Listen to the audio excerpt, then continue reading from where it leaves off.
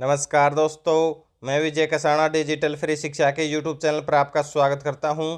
दोस्तों, एचएसएससी की जो ग्रुप सी और ग्रुप डी की भर्तियां होने वाली हैं, उनके लिए जो अधिसूचना पिछले साल जारी की गई थी, उस अधिसूचना में बड़ा बदलाव किया जा रहा है। साथियों, जो सोशियो इकोनॉमिक क्राइटेरिया के नंबर हैं, उसको लेकर भी बड़ी खबर आ रही है कि किस प्रकार से वो जोड़े जाएंगे।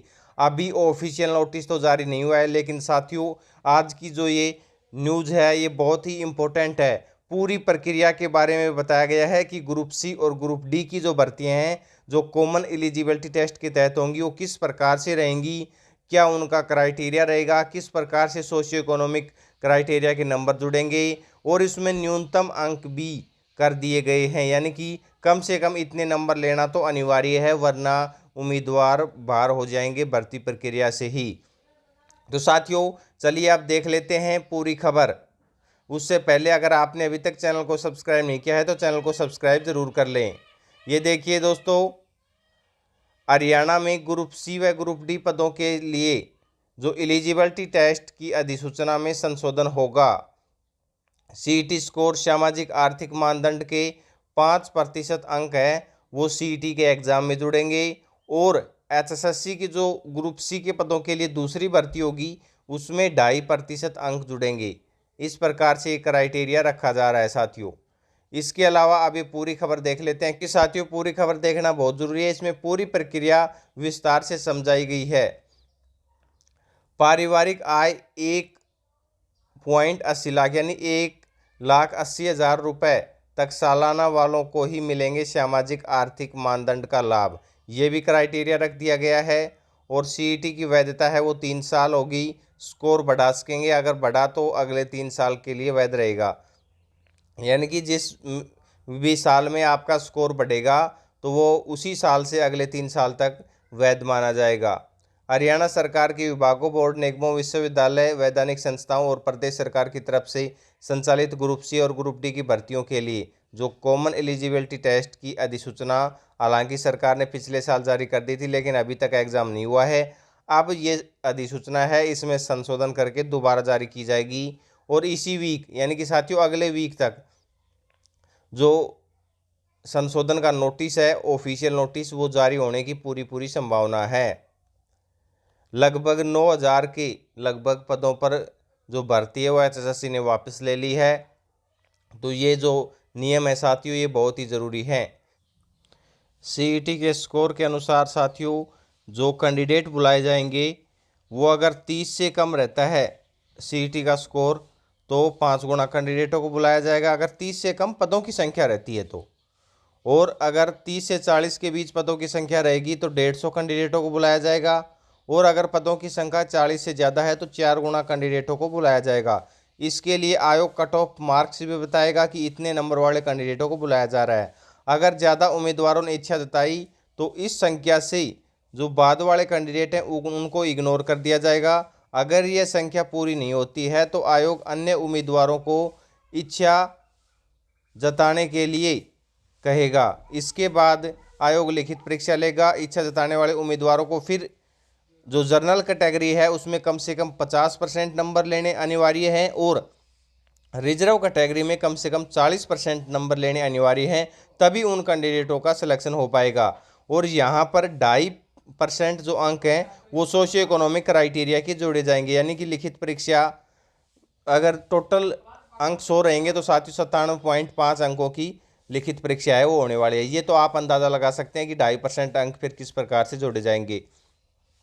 अगर किसी के 50 या 40% अंक प्राप्त नहीं होते हैं तो जितने पद रिक्त रह जाएंगे उन्हें दोबारा से विज्ञापित किया जाएगा। यानी कि उनकी दोबारा से जो प्रक्रिया है वो एग्ज़ाम का प्रोसेस है वो शुरू किया जाएगा। अगर कम कैंडिडेट एलिजिबल रहते हैं तो उन पदों को रिक्त माना जाएगा, बल्कि कम से कम जो 50 या 40% अंक लेने अनिवार्य हैं वो लेने बहुत ही ज़रूरी रहेंगे।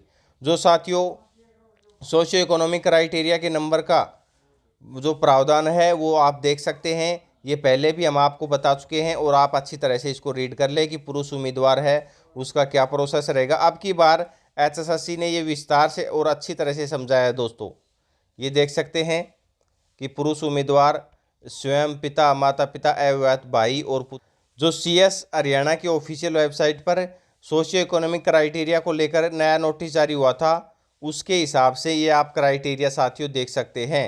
इसमें टोटल विस्तार से समझाया गया है। अब मेरे हिसाब से किसी कैंडिडेट को कोई भी डाउट नहीं रहना चाहिए। लेकिन इसमें एक बात और बता दें कि इसमें हरियाणा टपरिवास व विमुक्त जाति और टपरिवास से संबंध रखता है, तो उसको भी 5% अंक देने की बात कही गई है। अब इसमें कैंडिडेट तो हरियाणा में है नहीं, फिर भी सरकार ये दोबारा क्यों कर रही है, इसका भी कन्फर्मेशन नहीं हो पाया है। लेकिन साथियों, इन नियमों के अलावा जो मुख्य नियम है वो ये भी लागू रहेगा कि इन सोशियो इकोनॉमिक क्राइटेरिया के नंबर उन्हीं कैंडिडेटों को मिलेंगे जिनके परिवार की सालाना आय है वो 1,80,000 से कम है, तभी ये शर्त लागू रहेगी। हाँ, जो अनुभव के नंबर दिए जाएंगे उनमें सालाना आय का कोई रूल लागू नहीं होगा। तो साथियों, ये देख सकते हैं ग्रुप सी और ग्रुप डी की भर्तियों के लिए जो बड़ा बदलाव ये भी है साथियों, न्यूनतम योग्यता का। अब अगर कैंडिडेट 10वीं के एग्ज़ाम दे रहा है या 10वीं कक्षा में है तो वो उसी समय CET दे सकेगा, यानी कि अपीयरिंग में भी कैंडिडेट वो एग्ज़ाम दे पाएगा। अगर +2 में है तो वो ग्रुप सी की CET का एग्ज़ाम दे पाएगा, और अगर 10th में है तो ग्रुप डी की CET का एग्ज़ाम है वो दे पाएगा। ये बात इसमें बताई गई है। तो ये बड़ा अच्छा डिसीजन है साथियों। इसके अलावा जो CET के 5% यानी कि 5% अंक से ज़्यादा सोशियो इकोनॉमिक क्राइटेरिया के नंबर आप नहीं ले सकते, चाहे आपके कितने भी बनते हों। ये नियम रखा गया है। और उसमें जो CET का एग्ज़ाम HSSC ग्रुप सी की भर्तियों के लिए लेगी, CET के बाद वाला, उसमें 2.5% अंक जोड़े जाएंगे। इसके अलावा जो स्टैंडर्ड रेट है वो 1,000 रुपये अभी HSSC ने या हरियाणा सरकार ने रख रखा है। बाद में सरकार इसे तय कर सकती है, बाद में यानी कि बदल भी सकती है। परिवार पहचान पत्र और आधार कार्ड अगर नहीं है तो आपको दोगुनी फीस लगेगी। यानी कि अगर उम्मीदवार CET के रजिस्ट्रेशन के लिए अपना आधार कार्ड और जो PPP है परिवार पहचान पत्र वो नहीं देता है, क्योंकि ये वैकल्पिक है। अगर कैंडिडेट देना चाहे तो दे सकता है, वरना नहीं भी दे सकता। तो अगर वो नहीं देना चाहता तो उसे दोगुनी फीस देनी होगी। जिनके परिवार पहचान पत्र और आधार कार्ड नहीं है वे भी पंजीकरण के योग्य जरूर हैं। पहले ये था साथियों कि वो कैंडिडेट आवेदन ही नहीं कर सकते थे, लेकिन अब वो आवेदन तो कर पाएंगे, लेकिन उनको फीस दोगुनी देनी होगी। अगर आपको इनसे रिलेटेड कोई भी डाउट रहता है तो आप कमेंट करके ज़रूर पूछिएगा, आपके सभी डाउट क्लियर किए जाएंगे। ऐसे ही अपडेट के लिए चैनल के साथ बने रहें और वीडियो को लाइक और ज़्यादा से ज़्यादा शेयर करें। वीडियो यहाँ तक देखने के लिए धन्यवाद। मिलते हैं नेक्स्ट वीडियो में।